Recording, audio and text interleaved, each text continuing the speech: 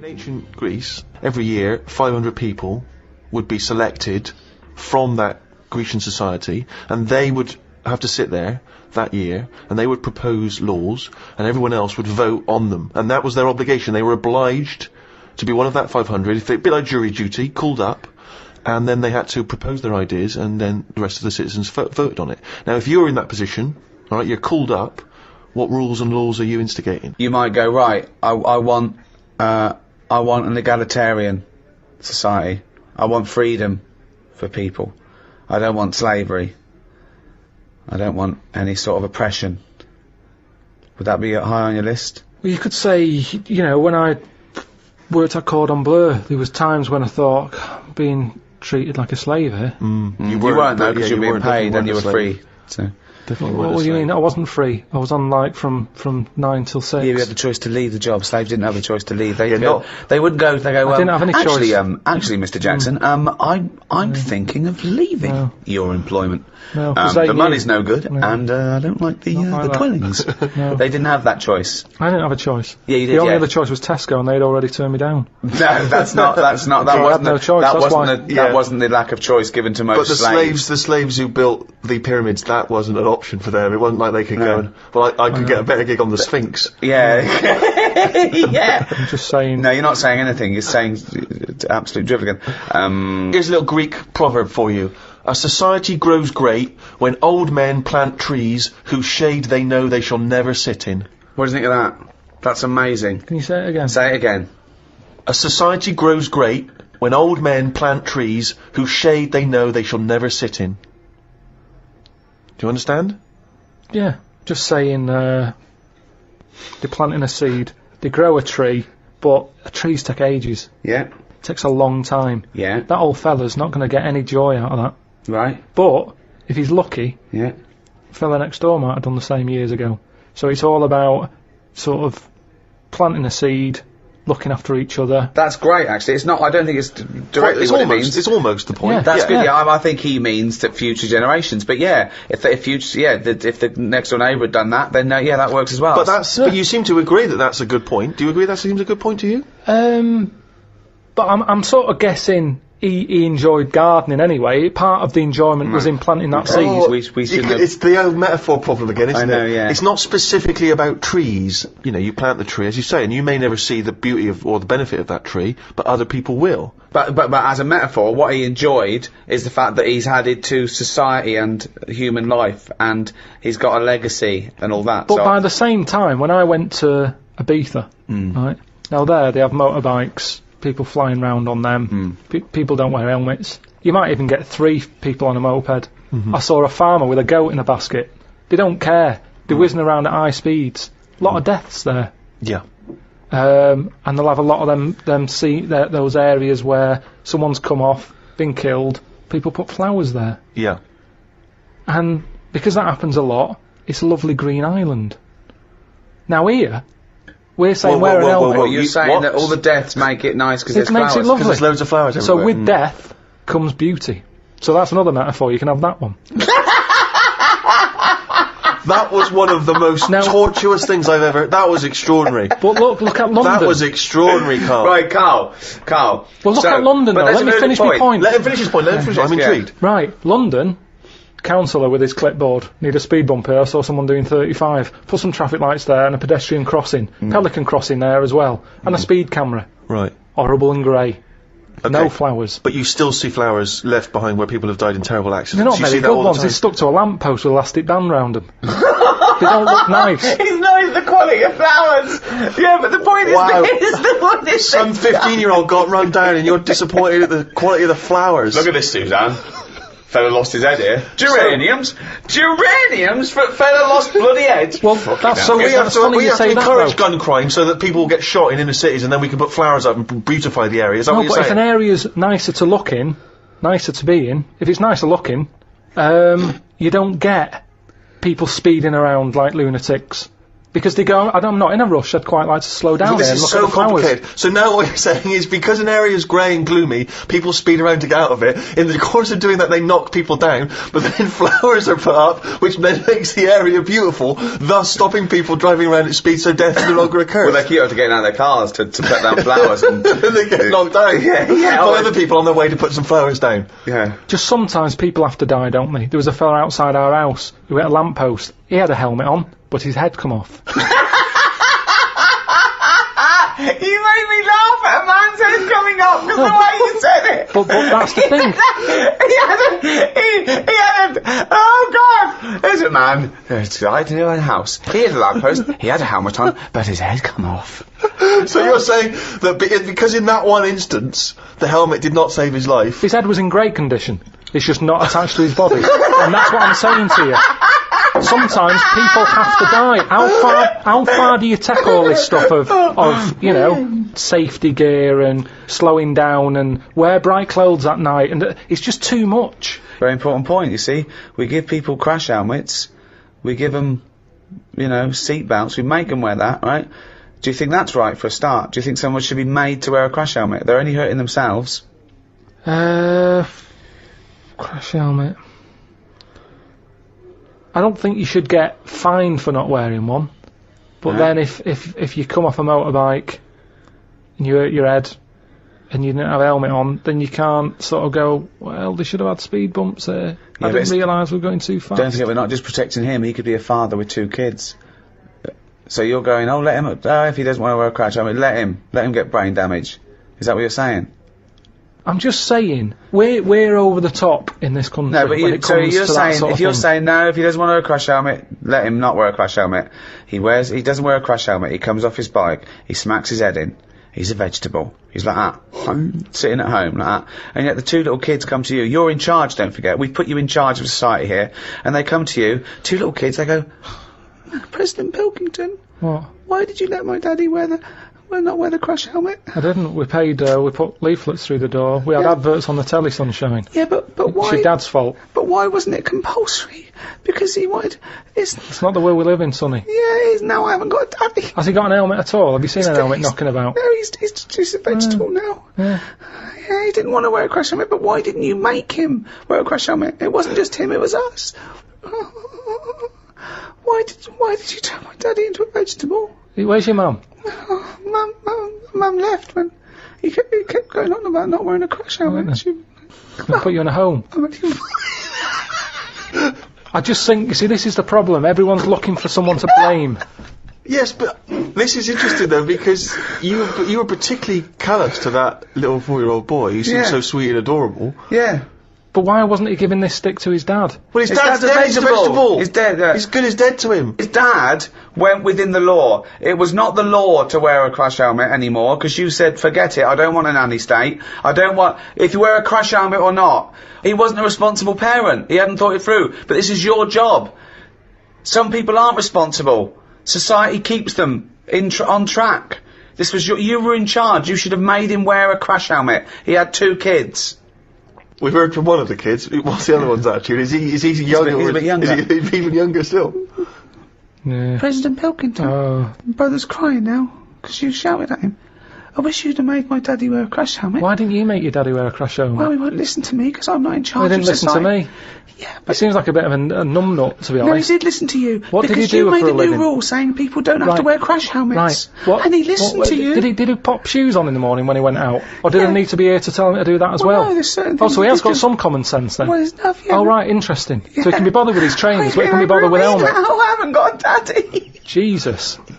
Wow, you are cruel to this kid. You It's got just, mean this, spirit all to I'm this saying kid. is, there should be a leaflet. I don't even know how he got in number 10, this little kid. The thing is, But he's got in. You should have at least the courtesy to listen to his point. forget all, I'm sick and tired of having adverts on the telly. Don't smoke, wear an helmet, slow down, watch your kidneys, look after your I liver. haven't seen that one. Now, I don't know why. Why can't they just put a leaflet through saying, hello everyone, use your common sense? Badly drawn boy, spitting in the wind on XFM 104.9. Are you going to be taking in any of the culture in Italy? Is that something you do? Yeah. The opera? I love to see you don't at know the about the opera. I've never been to the opera.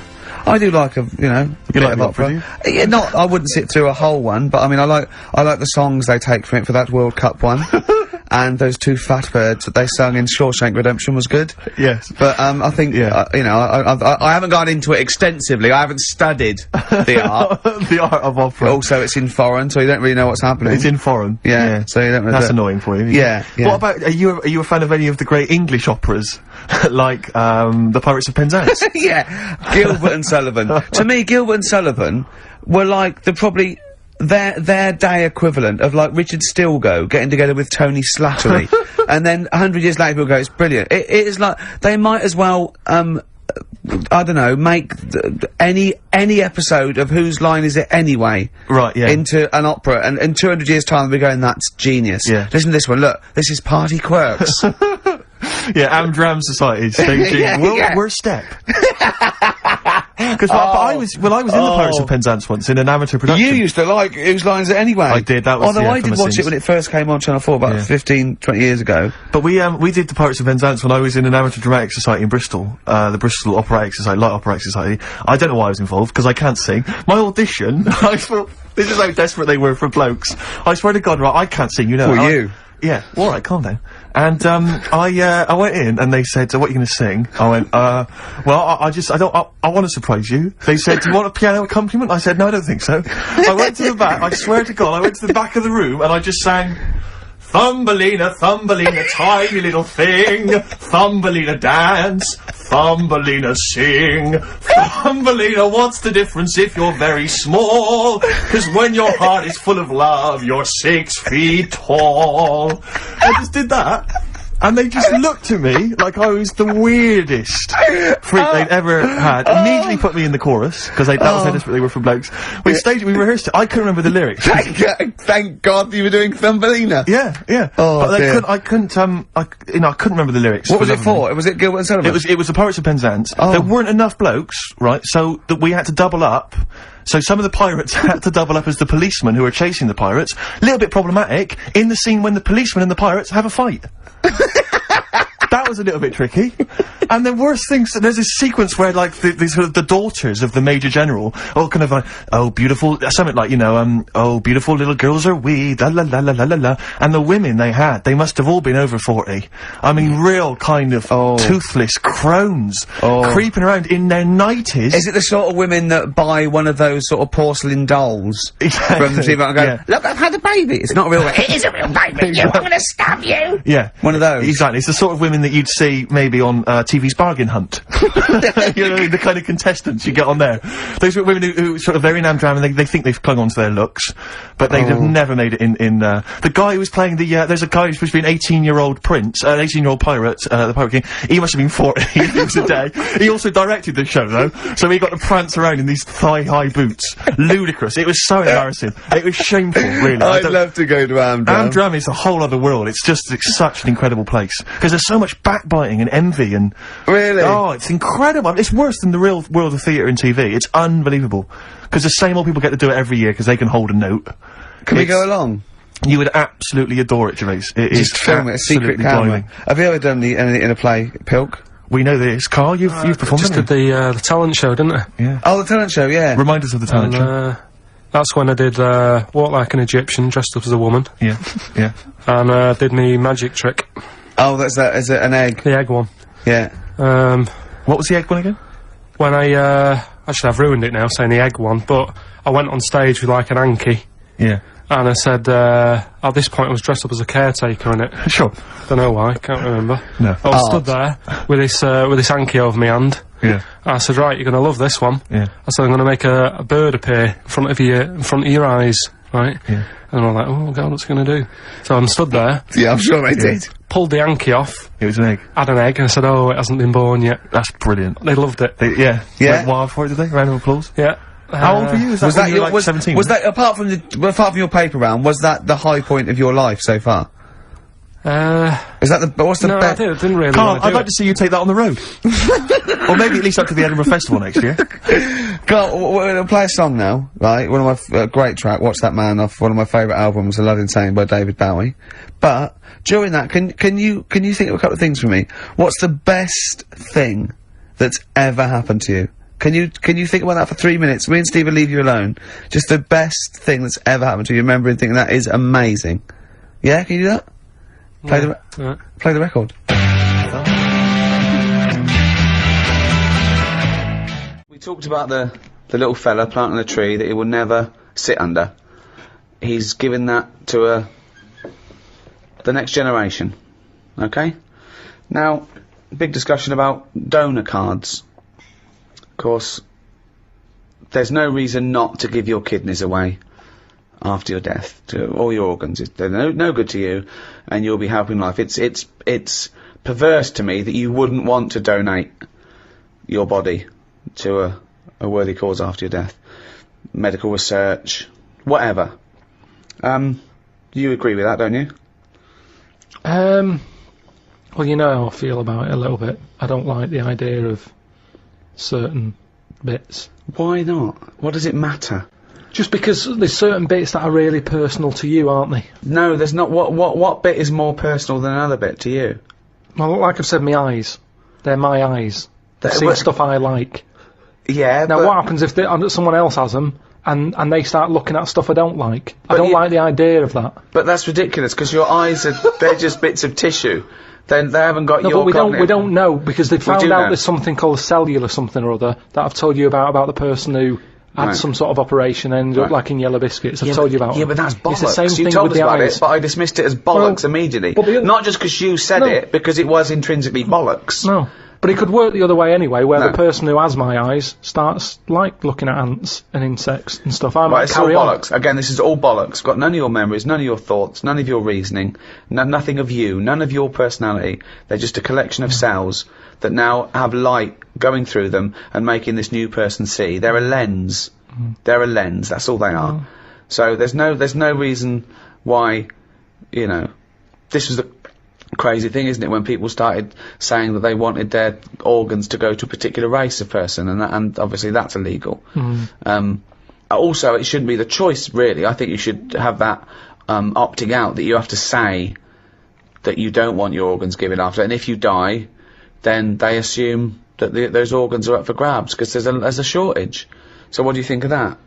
Like I say, they can have certain bits.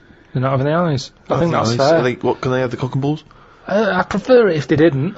You're saying no one's going to have my eyes or my cock and bollocks. What if the tables were turned? Yeah. What if someone said, Karl, you've lost your cock and bollocks in a terrible accident. It's alright, we put some flowers at the scene of it. It's brightened the area up. But, we've found a donor who's happy to give you his cock and bollocks. He's dead, but his cock and bollocks we kept on ice. Would you accept them? They're absolutely lovely match. Better than yours. Yeah. Bigger, younger. Yeah, go on then, I'll have them. You'd have So them? you would, you'd have someone else's cock and bollocks, but then you wouldn't donate yours to someone else. What about this? What if you discovered later, right, that the person who donated the cock and bollocks, right, was a sex pervert? was a homosexual sex pervert? I don't think, though, that I'd bother looking into the history of these cock and bollocks. It's not like, you know... You'd accept them willy-nilly, but what if you just found out by chance? That was his name, willy-nilly. That was his stage name. And What if you found out by chance? How do I find out by chance? What's the scenario They there? say, well, the doctor goes, I should tell you, I know you believe in a load of shit about yellow biscuits and bollocks like that, so I'll just tell you, in case anything goes weird, this was a sex pervert's cock and bollocks, so if you find that you're sticking these through letterboxes, don't worry, it's not your fault. It's where they wanted to have gone. That's. Would it concern you if you accepted the cock and bollocks that had a past like that? Yeah, because the problem is, it wouldn't be that bad if I had his eyes. Right. Why?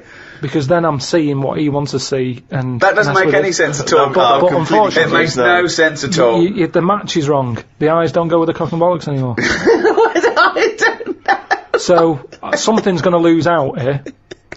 Either the cock and bollocks, they're not going to get what they want anymore, or the eyes are going to be upset. So are you scared of the idea, to go back to your yellow biscuit analogy, that the cock and bollocks you inherit, that whatever the previous owner did with them... lives on. That scares you, does it? Okay, there's one final scenario here, Karl. Okay. You haven't opted out, so your organs go to where they like. Now, unbeknownst to you, there's a big waiting list, there's a thing, they've got all your details, and you said, yeah, whatever, I don't want to know. You wouldn't want to know, would you, after you die, where it goes? You say, I don't, because you've said, you don't want to know. If you don't know, you have a lovely life. When you die, they can go anywhere. They can do what they will, okay? Now, unbeknownst to you, they have got it down. They've donated your arse, right, for use, to a gay rapist with AIDS, okay? So they are saving a life there. So when you die, they go, right, it's still warm, get that gay rapist with AIDS round here, because that's going to stop him raping someone and give him AIDS. He comes round, he's straight up there. He's shagging you, right?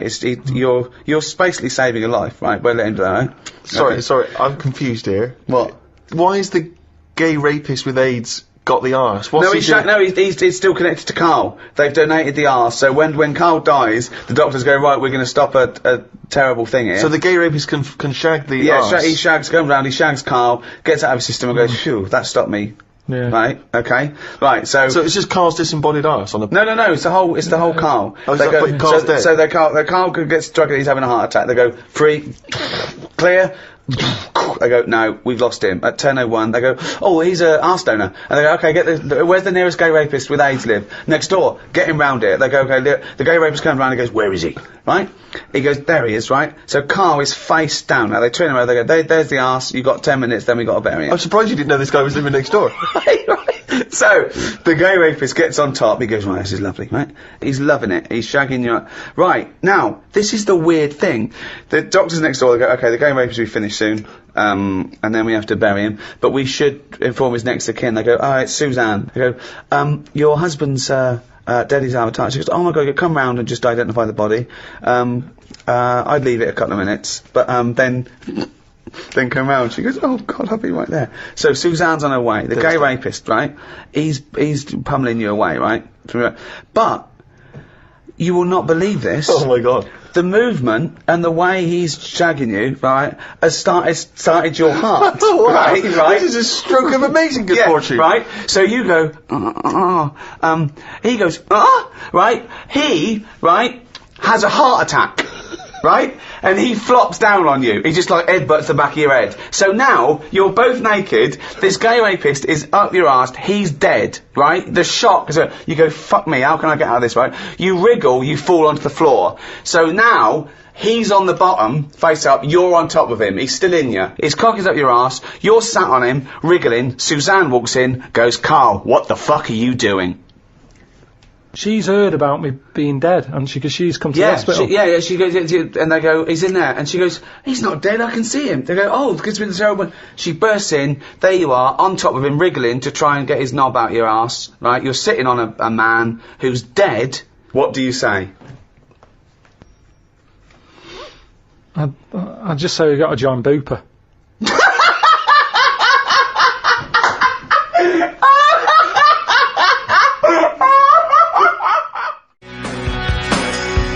Foo Fighters there, learning to fly. Steve, I hope the pilot that I get today flying the plane that I'm going on holiday in has already learned to fly. Oh, well done. That is dynamite. That's a textbook link. Yeah. That's genius. Yeah, very good. Yeah. Where are you going? What's the story? Yeah. Where are you off to? Sorrento. Where's that? Sort of South Italy. Italy. Yeah. What are you like on holiday? Are you a nightmare? Are you the like? Well, because you're quite. But you're quite. I mean, obviously, I've often said on the radio before that I'm spending any length of time with you is one of the most unbearable things I've ever had to do. I mean, spending a week with you is nightmarish, and sharing any kind of accommodation is. Do you know what I mean? No, seriously. I mean, it's like hell. It's like a living hell. It's like having a teenager. No, just it's like having a sort of teenage kid who can't be entertained by anything. Just chill out. Just chill out, dude. Just max relax. Yeah, max relax. Yeah, sure. And and so if you're in somewhere like Italy, like somewhere like that, because obviously a very beautiful city and very cultured and stuff. Is that something that you enjoy? Do you enjoy the culture of that, the beautiful architecture, let's say? A hotel's the same anywhere. But as long as there's room service and a nice swimming pool and it's nice weather. Sure. If it's not, I'm annoyed. And I need to blame someone. And is it true that you go, because you go to Italy most years, don't you? Is that because that's the only food you like eating? I like pasta and pizza, yeah. Yeah. And I've been to other places. I went to France once, and you can't explain to them to cook it just cook it properly. I don't want any to cook it. There's blood in the middle of that. Yeah, sure. Hungary, it was just, I went there for a while and I couldn't identify the animals they were killing for me. Yeah. So, and I know quite a lot about natural history. Sure. And I couldn't identify what was on the plate, so I don't... Came I'm home a bit early, squeamish. did you after a couple of days? No, I just got annoyed and I went to McDonald's. Yeah. Well, that's the great thing about McDonald's, is they are in most major cities. No, but you can't go wrong with pasta and pizza. So if I was with you on holiday and we were hanging out or whatever, and I took you to say maybe a beautiful cathedral, is that something you'd enjoy? I can't quite imagine you actually taking the time to... Well, as long as it's not a very long walk, we don't have to stay there more than a couple of minutes. I'd love to look around places. Right, so you'd look at the cathedral. Yeah. That's taken, that takes people's breath away. People travel from around the world to see that. You would, and how long would you stay travel around the world to see it? I think they go somewhere and they go, well, we might as well look at the cathedral. You can't miss it. They're huge. Yeah. would you sort of spend any time looking at that? Would you just sort of soak in the atmosphere for a moment, or would you? I'd look at it and I'd go, that's brilliant. And then if there was any sort of soaking in, I can do that later when there's nothing to look at. Right. There's less to do. Your memory of it later when you're in the bar. Yeah. Yeah, you can sort of, and would you, so can you be kind of in awe of something like that? Yeah, beautiful architecture and the fact that if it's big, okay. If I go in the cathedral and I've seen bigger, I go, I've seen bigger. If it's the biggest I've seen, I go, that is huge. Yeah. Let's go. That lets you off. Yeah. Sure, because you're a sort of man who gets bored, and this is true, Karl, you may not be the familiar with this. Ricky Gervais is a man who gets bored drinking a glass of water. It's boring. Because it's not flavoursome enough. No, it's not got enough flavour. It's absolute the only thing, Jane's got me onto fizzy water, which at least got something there, right. But I only drink that when I'm sort of dehydrated in the middle of the night. I never drink a drink of water. No. It is boring. Yeah. Well, but that's why you've always got headaches, and you're always apparently moaning and stuff. Yeah, and that's one of the reasons I hate you. But when I say hate you, I don't mean I hate you. I didn't mean I didn't mean to blurt it out that strongly. What I mean is, if I'm spending a lot of time with you, once he said, we're in the BBC canteen, and I was sort of like, and he just put his knife forward, and I said, I'll never eat in with you again. I said, what's the matter? He said, you annoy me. I hate eating with you. It annoys me. It looks like a child food. It's just you eat chips and sausage and rubbish. You don't eat. Look at you. You don't touch your vegetables. You don't drink water. He said, he really got annoyed. I was, because you've got this this hatred of anything that's good for you. You won't eat any form of salad. Why do I eat salad? Because it's good for you and lettuce is boring. Lettuce is absolutely boring. Cucumber boring. But the thing is, you see, I admit that lettuce and cucumber have not got much flavour, but that's why people will add, say, in Italy, they'll add a lovely dressing. Maybe some olive oil, maybe some balsamic vinegar. Well, you embarrass yourself, because the good thing about a nice, mature lump of cheddar cheese is you don't have to have any dressing.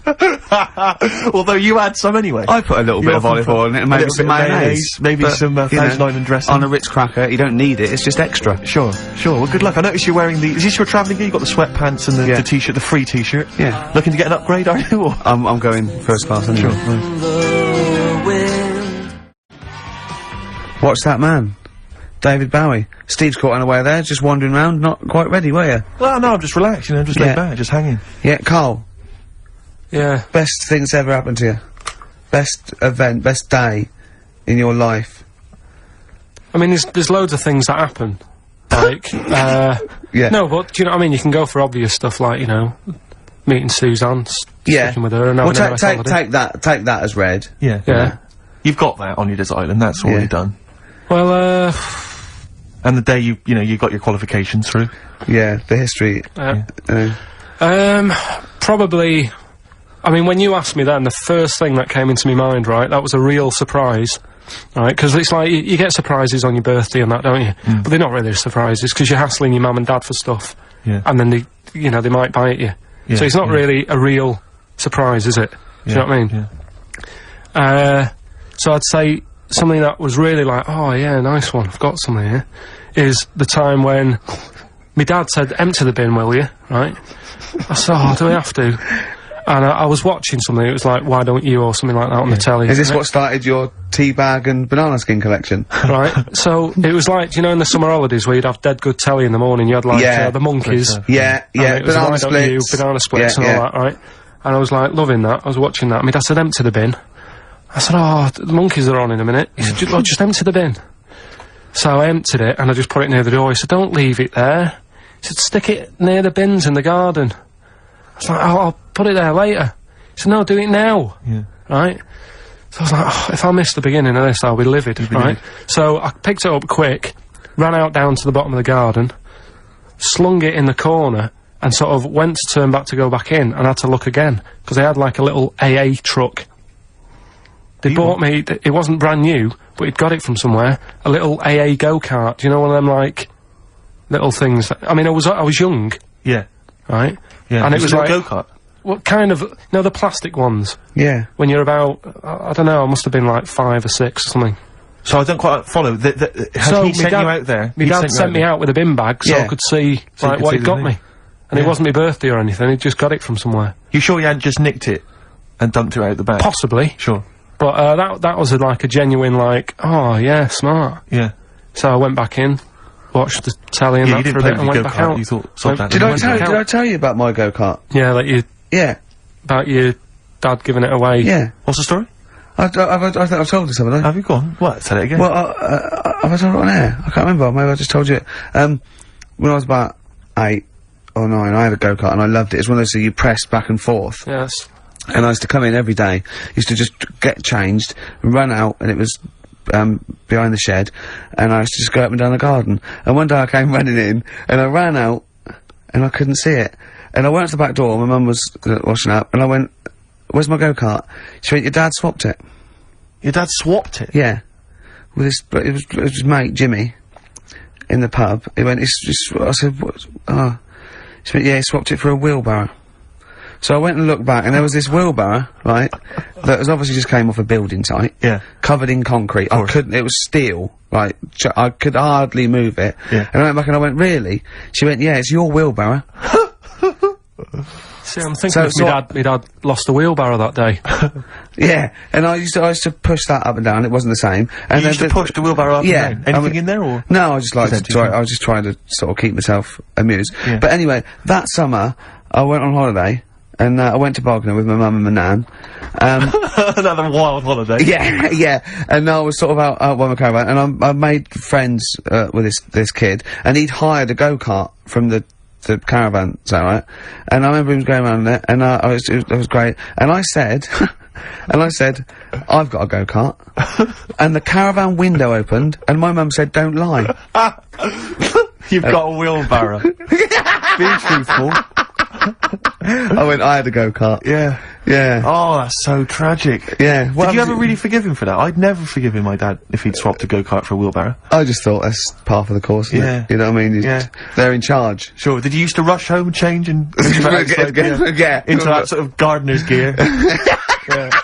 Straight into your hard hat and dungarees. I could, "Mum, any bricks need moving?" Yeah, exactly. Yeah. Oh, Wow. dear. Oh, that's so tragic. Yeah. Yeah. Still, that was your happiest day. Yeah. Beautiful car. That's the one that sprang to mind. Yeah. Yeah, and Go-kart my unhappiest. You see how go-karts can be good or bad? Does that make you think, Karl? That the go-kart is, you know, is good and evil? Yeah. Play a record. I'm some upset. Huh? So, some Oh, brilliant, what ads have you got? I've got these. And Rockbusters, Steve, if you've got a better competition, then we'll do yours. That's fine. Do you know what I mean? If that's what you want to do, we'll do. What did you want to do? No, I was just wondering whether we should perhaps not do a quiz at all rather than do that piece of rubbish. Might be better to have nothing. Might be better just to have silence during that part of the show than have Rockbusters. I don't know. If We should discuss it off if I air. give you the clues and that, and if you think they sound rubbish, we're not doing it. Well, I know that. I guarantee they're going to sound rubbish. Alright, let's make it the last Rockbusters then. This is the last Rockbusters. Well, it depends. This is it. Okay, this is if it's good, you get a reprieve. It's all about this. Okay. Okay. Go on then, let's do Rockbusters then. Oh, we're doing it now. Should we play a record and do it after that? Do it after. Well, I'll tell you what. I'll tell you the prizes and then we'll come back with the clues. Because I've dug up that REM track. Excellent. So it's an interactive show. Okay, we've got the best summer holiday album ever. What we got on there? It's got Brilliant. Elvis versus Junkie XL. That's Yeah. brilliant. Yeah. Holly Valance is on there. Yeah. Laz Ketchup. It's all the stuff that the XFM listener is hear- craving. A uh, tribute to the is it- Ramones is album. it, We got Red Hot Chili Peppers are on there. Metallica. Street Legal from Bob Dylan. That's nice. Brilliant. Did you just buy that in the 4 for £20 from HMV deal? Fair enough. Once That's a again, good album. The Talons of Weng Chiang, a Doctor Who classic. Yeah. And there's something for the XFM listener. 8 Mile on DVD. I as thought well. that was nice, that film. That was the last bit was funny. It was it's a good film. Anyway, listen, Rockbusters. Oh, come on then. Let's get it done. Really? Yeah. Come on then. Right, so cryptic clues and initials, you work it out, it's a band and stuff. Yeah. Right, Brilliant. first one. Bob Holness. The first clue. The doctor said part of the foot and the leg was no good, so he took him off and he threw him away. Right, that's the clue. The initials Okay. TB. Okay. TB. Right. The doctor said part of the foot and the leg was no good, so he took them off and threw them away. Second one. The Scottish monster has got a bit of a tan.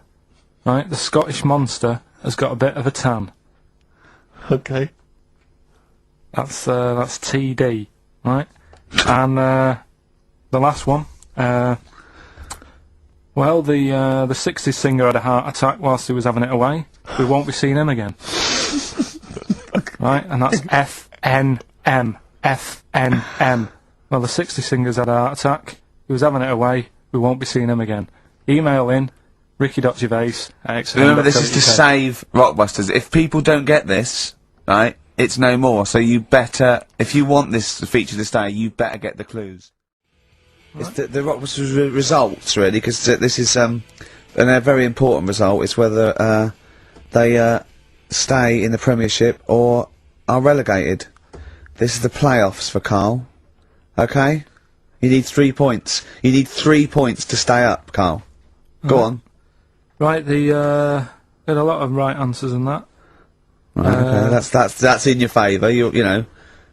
Okay.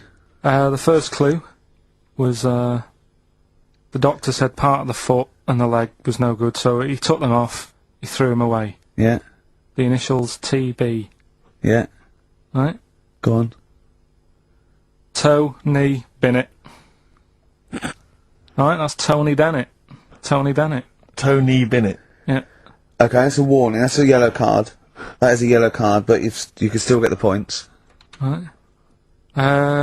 Because his name's not Bennett. Tony, brilliant. Tony, perfect. A pun. Toe, knee, his name's Tony. Perfect. Bennett, no, his name's Bennett. See? Well, he's in London this week as well, so I don't know if it's sold out. I wouldn't mind. Are you on drugs, or did I actually crack your head? Did I actually give you some brain damage? Because you're worse than usual now. It's like, go on. Right, the second one. That Scottish fella. We've got to speed this show No, up. hang on a minute, hang on. I've just got to make sure it's right. We don't want to look stupid. Right? That Scottish monster has got a bit of a tan. I don't think we can look stupid with material like this. TD. That Scottish monster's got a bit of a tan. The answer there, the darkness. I'll give you that. Right. Well done. And the last one. Goal. The 60s singer, he had a heart attack the other way whilst having it away. You won't be seeing him again. The initials FNM. That's Faith No More. Adam Faith. Right. No! Doesn't count! Why not? Adam Faith No More. Right. Adam Faith no more. So, sorry, what is the clue? Is the clue Adam Faith, or is it Faith no more? Just Faith, I suppose. Just Faith No More. The 60s singer. So we got that. That's that. Safe for next week. Who's the winner? What do you make of it? You've got the deciding vote, Rick. Well, Come on. I mean, you know my I feelings mean, on that. it works Faith no more, but he's mixed up what cryptic is and that, because the fella, I mean, Adam Faith did actually die having it away, didn't he? Yeah. So it's all about him. It's all right. All the facts are right. Anyway. Okay, I think he's got a reprieve. I think I'll give it to him. I think I've got to give it to him, Steve. I think I have.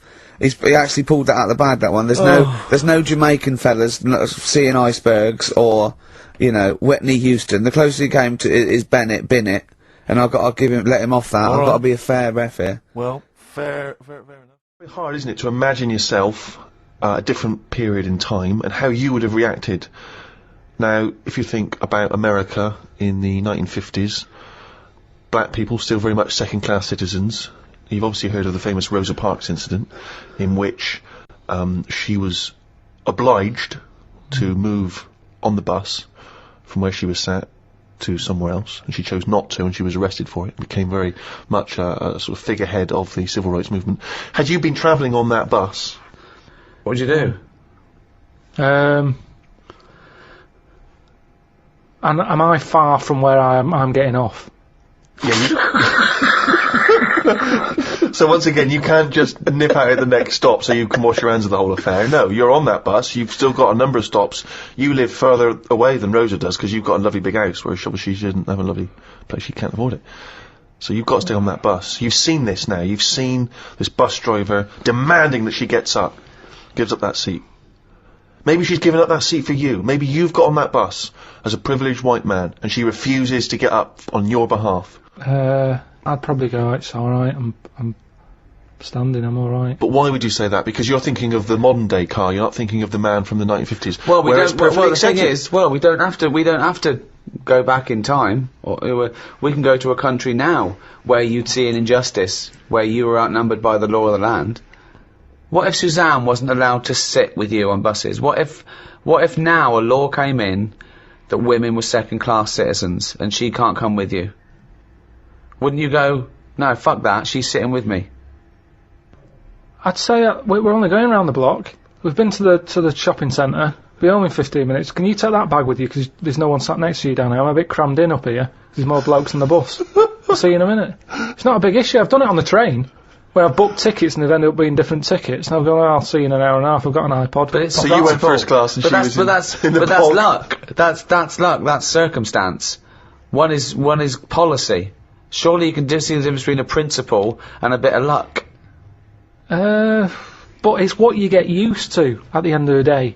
I mean, I'm not walking past them and slapping them on the back of the head. I'm getting on, and it's just that's where they sit, that's where we sit. Like men and women going into a separate toilet. Karl, let's put this to I mean, obviously, this is too much for your head to... You're on a bus, right, and there's a few white people, and they're... I'm the driver. And they're being racist to a black kid. Right, I'd go, if I'm driving, I'd go, listen, lads, stop that, will you? If you're going to be racist, can you get off at the next stop and do it there? Well, you know, we've all had a tough day. It's the end of the day. We just all want to go home. We've all been working. Right. He's not in your way. He's sat in his own seat. Sit back. Calm down. Had enough. But what if they said, no, we usually sit there, we want that seat? Would you think the black kid's a troublemaker? Or would you go, come on, just move, mate, it'd be peaceful? I'd go, what do you want to do? Do you want to move so this is calm down? Or No, you shouldn't say that. He doesn't matter if he wants to move or not. It's his right not to move. Do what you want, then. If you want to stay there and fight your own corner. No. He wants to stay there. Don't you surely you want to be on the side of right. I'm just doing my job here. I'm sat driving a bus. I'm driving a bus for 30 quid a week here. I'm getting a load of grief off some people at the end of the day. But think bigger than the bus rule. It's not just a bus thing, alright? Just imagine that you're not a bus driver. Alright? No, but that's what we're talking about here. But yes, but Ricky's trying to make a point. It's an analogy again. It's about you taking some kind of responsibility that could put you in harm's way. Yeah. That could mean that you've got to stand up to danger or to bullies or to aggression. If someone's attacking Suzanne, she goes, Karl, help. You go, no, I could get her here. Because I know the full story here. But this is what I'm saying about Rosie, what's it? I'm just saying, she sat on the bus. How did it work? She got on the bus, she sat where she wanted. No, I'll tell you how it worked. The middle section of the bus, black people could sit there, but it was up to the driver's discretion to change where black people could sit, depending on the number of white passengers that got on. So she sat in a seat, some more and more white passengers get on, so this bloke decides, well, no, actually, this is no longer the black section, there is no black section, because there's enough white people, you've got to stand up. Right. And she decided, no, I'm not going to get up. It's my right to be able to sit on this bus, as a person, as a human being, not whether or black or white. And that was why she got arrested. Well, she lost in the end, didn't she? What do you mean she lost in the end? There's a black president. Yeah, but it's not because of her getting on a bus. That's just because times changed. Yes, in a way it is. I don't know. Because she became a spearhead of the civil rights movement that was spearheaded by Martin Luther King. But all those little things go towards change. On a different bus, on a different day, it might not have turned out that way. That's what I'm saying. It might have been, you know, someone else who goes, get off, who's been in a right mood, might have been in the pub all afternoon. And she's there going, I'm not moving, and he's fed up, he's up to here with it. Sorry, he's been so she's pissed up there. She's pissed up now. No, the person sat next to her. Yeah. Might have even been a black bloke. He's been working hard. And he's like, I don't want this. But it's interesting you say The that. bus pulls over, the police are called in. But you say this, it's interesting you say that, because in the Rosa Parks incident, there were a number of other black men, all of whom did stand up. I think 5 of them were there, and 4 of them stood up, and she stayed sat down. So there was 4 people there who did choose the easier route, the easier life, and she stayed sat down, and she's the one who went to prison, and she's the one who's remembered, because of what she did on that day. It's difficult, isn't it? If I was on there, I'd weigh her up. You know, is this woman doing this as like a good cause, or is she just a trouble causer? Because she just seemed like, you know, I'll do what I want. Now that's fine. You'll always get people who do what they want, and they do change the little rules along the way. But I bet when she was doing it, it wasn't like a big stand up. This is the day I'm going to do it. It's just happened to. She was fed up that day. She didn't want to get up. Lazy. She might just go around law breaking all the time, and she's remembered now because she'd made a change about bus seats. Well, when she got up that morning, did she say I'm going to do that, or has she been fly tipping before she got on the bus? This is what I'm saying. Is she just a you know? No, she's not a troublemaker. She's someone who already had a burgeoning interest in the civil rights. I mean, I really thought the Rosa Parks incident was pretty cut and dry. The fact that Karl's managed to find an ambiguity in it is extraordinary. I love it. Tell me something else about Rosie Parks. Oh, for God's sake. I don't know what she's got to do to win you round, Karl. Honestly, I didn't realise it would be this difficult. But, not as much fun as White Van Karl. White Van Karl, absolutely. Do you want to explain the premise? Well, we take the son asks someone else and asks Karl. It's as simple as that. That's The son have just taken a normal person, we flipped it. We're gonna ask Karl the same questions about the week's news. Yeah, just basically your opinions, Karl, as ever. What do you make of, well, obviously the big news, David Beckham's broken foot? Is this a big concern for you? No, I mean, it's sad.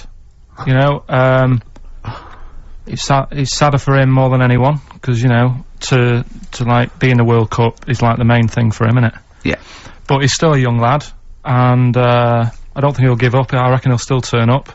He'll be alright, and yeah, good luck to the lad. You know I like David, I'm not going to slag him off. Wise words. Yeah, he says that like he knows him, like he's popping round for drinks later. Yeah, like we tried to stitch you up. Go on. But obviously yesterday, was it yesterday? I think maybe Thursday. The Sun printed a big picture of David's foot and encouraged everyone to touch it at midday, because hoping that this would somehow, if we all thought and prayed together, somehow that would help his foot heal. Do you believe in that? No. Have you any belief in that? No, you're going down the old like Yora Geller route, aren't you? Sure. And it's stupid. Yeah. I'm sure. I mean, it's nice effort and everything. It sort of cheers everyone up. Hold on, you believe in ghosts and warlocks and licking toads. Why is that any more stupid than all those things? It's not going to work, is it? Alright. Fine. It's rubbish. Okay. Okay, what about this then? There's apparently now available £1.5 million apartments available on an exclusive ship which sails around the world. Yeah, it's like What do you make of that? it's a huge thing, and you live on it, and it's, I mean, in theory, How big is it? it's mental. Do you know It's when- like Huge a luxury town liner. centre. Do you know how Because- like people said that the Titanic was the biggest ship? Was that only then? They've got Yes. bigger ones now, haven't they? Yeah, A lot bigger. oil tankers are much bigger, and yeah. No, but actual Liners are bigger. Yeah. It was the biggest then. Yeah. Because my mum told me that there was one that was that big that it had like rough areas on it.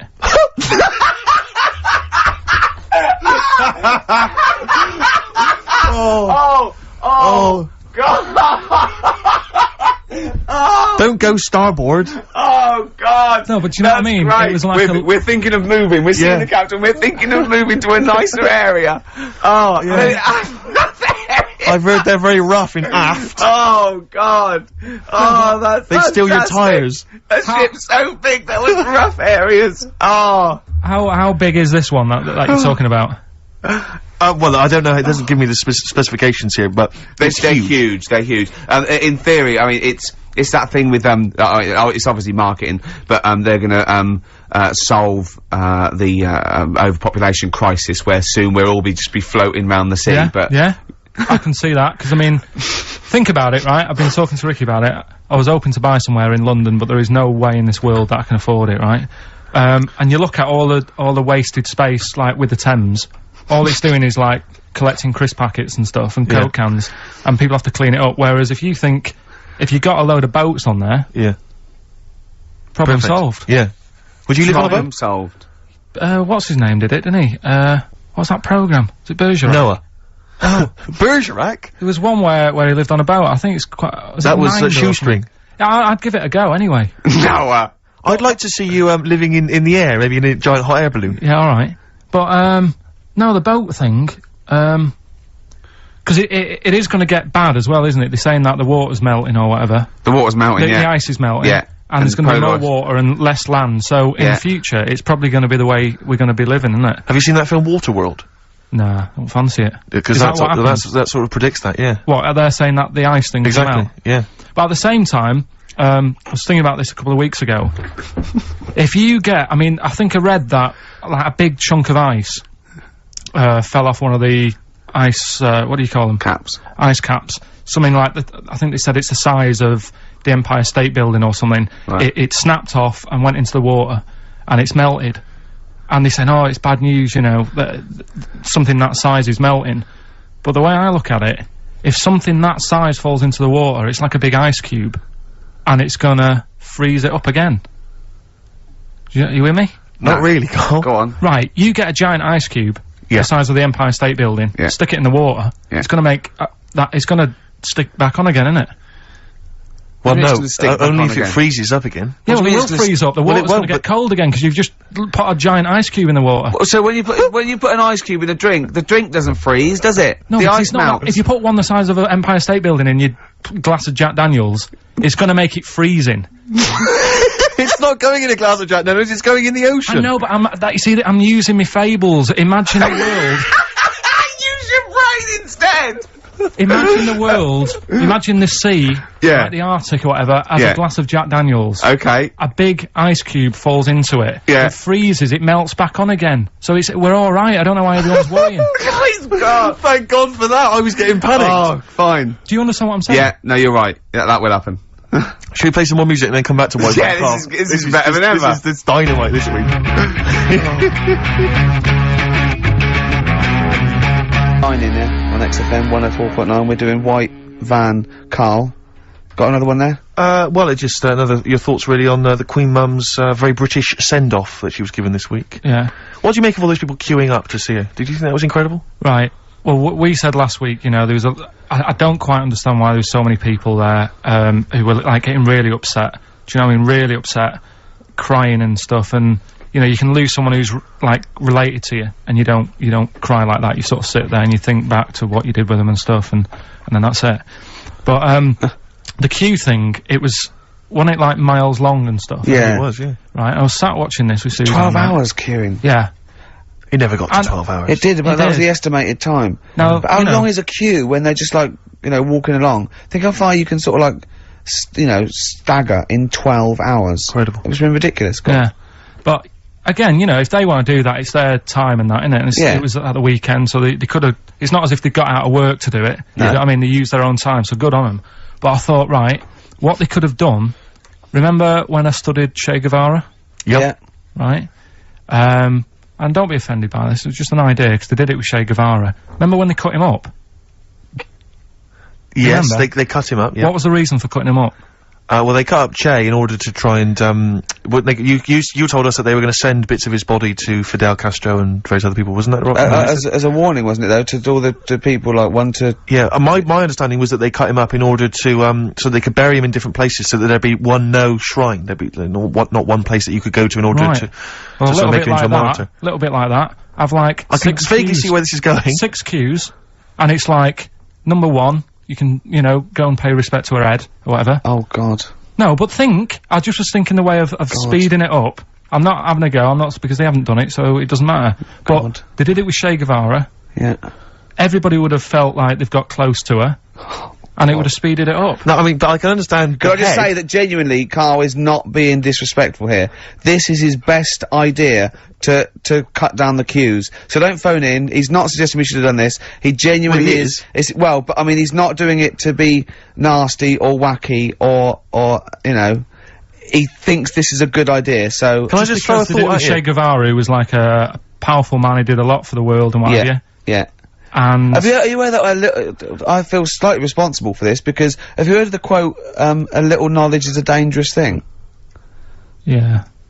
Okay. Steve, next one? No, just a very quick question. I can understand those that have queued for 12 hours to see the head. I'd be a little bit annoyed if I got there to find a toe. I'll tell you what, though. I'll tell you what they could do without chopping her up. They could put about 9 queues, each could see each hip she had.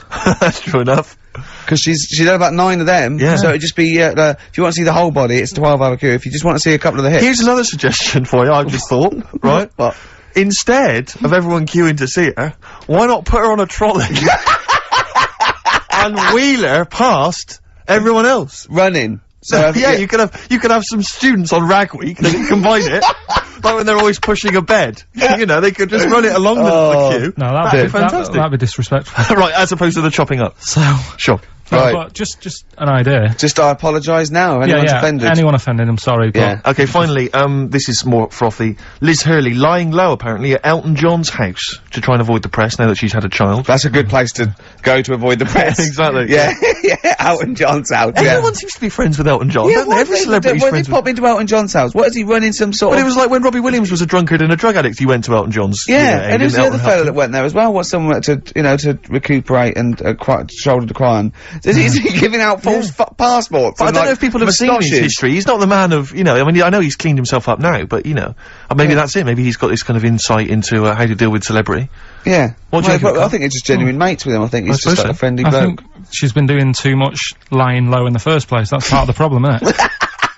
High five, Karl. That was a genuine joke from Karl there. And he's so proud of himself. Look at his little face. Too much lying low. Oh, that was my But I man, agree Karl. with you. Why can't she just go around to her mum and dad's or something rather than Elton John where everyone's looking? Yeah. Yeah. Yeah. That's the point, isn't it? Yeah. So that was good, yeah. Very good, yeah. Right, what music we got? We got, Bit of Flaming Lips. Flaming Lips, excellent. There's the classic Race for the Prize. Should have been...